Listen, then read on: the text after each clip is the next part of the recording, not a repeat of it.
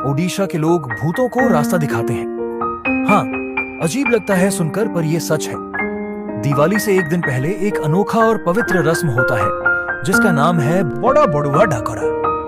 ये सिर्फ कोई पुरानी परंपरा नहीं, बल्कि एक ब्रिज है इस दुनिया और पितृलोक के बीच।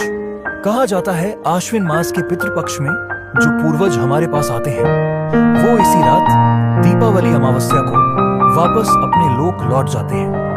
रस्म की शुरुआत होती है दिवाली के पहले दिए से।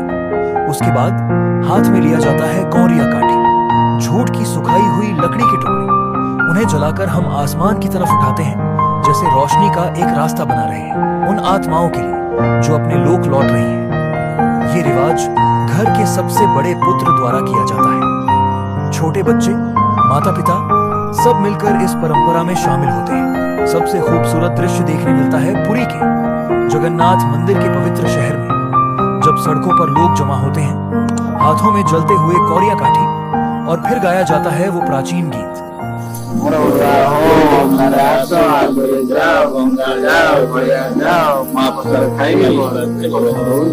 इस गीत का अर्थ है, ओ मेरे पूर्वजों, अंधेरे में आओ और रोशनी में जाओ, पूरी धाम जाओ, जगन्नाथ जी के चरणों में मुक्ति पाओ। 22 सीढ़ियों से होकर गंगा, गया और काशी तक पहुंचो और फिर शांति से अपने लोक में वापस जाओ। लेकिन यहाँ एक बात और खास है, हम पूर्वजों को सिर्फ विदाई नहीं देते, हम उन्हें निमंत्रण भी देते हैं। हम कहते हैं अगले साल फिर आना, क्योंकि ओडिशा की संस्कृति में पूर्वज कभी भुलाए नहीं जाते। ये रात हमें याद दिलाती है कि दिवाली सिर्फ दिए जलाने का त्योहार नहीं, ये उन रिश्तों को याद करने का समय है जो जिंदगी और मृत्यु के पार तक चले जाते हैं। जैसे फिल्म कोको में कहते हैं, those who are remembered never truly die.